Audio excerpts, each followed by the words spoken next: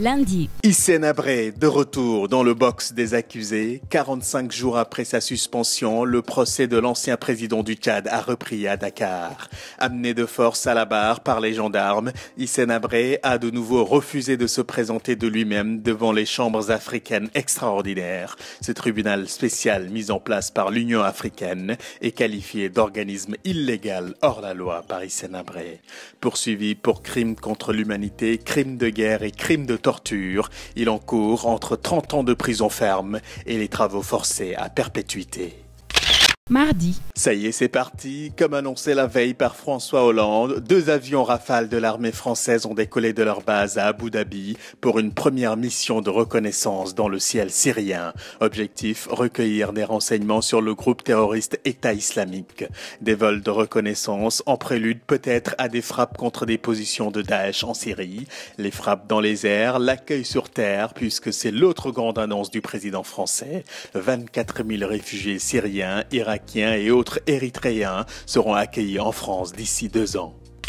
Mercredi. La crise continue en Guinée. Record de l'instabilité politique et maintenant record du gouvernement le plus court. Rien ne va plus à Bissau. 2 jours seulement après la formation de son gouvernement, le Premier ministre Bassirou Dia est obligé de démissionner. La Cour suprême estime que sa nomination est contraire à la Constitution et pour cause, Bassirou Dia n'était pas le choix de la majorité parlementaire. Or, c'est en effet au parti majoritaire, en l'occurrence le PAIGC, de désigner le candidat au poste de Premier ministre et non au président, contrairement à ce que voulait faire le chef de l'État José Mario Vaz. Le PAIGC, auquel appartient le président, avait contesté la destitution de Domingos Pereira, limogé il y a 1 mois.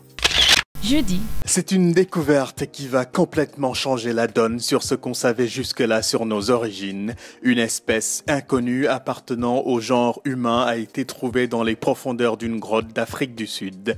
Les scientifiques l'ont baptisé Homo naledi. Il mesurait en moyenne 1,50 m et pesait 45 kg. Serait-ce un nouveau cousin lointain de Lucie, notre premier ancêtre, à l'Homo sapiens, en passant par l'Homo erectus, la grande famille de la race humaine n'a donc pas fini de nous présenter tous ses membres. Vendredi. Direction la Mecque avec cet accident dramatique. La grue d'un chantier est tombée sur la grande mosquée. L'accident s'est produit peu avant la prière du soir. Des vents violents auraient déséquilibré l'engin qui a transpercé le toit de l'édifice religieux avant de s'écraser sur des fidèles et des ouvriers. Le bilan, encore provisoire, fait état d'au moins 100 morts et plus de 200 blessés. Cet accident intervient alors que des millions de personnes sont attendues dans une dizaine de jours dans ce lieu saint de l'islam pour le début du pèlerinage. L'info, l'hebdo, Adjo News. Bonne semaine.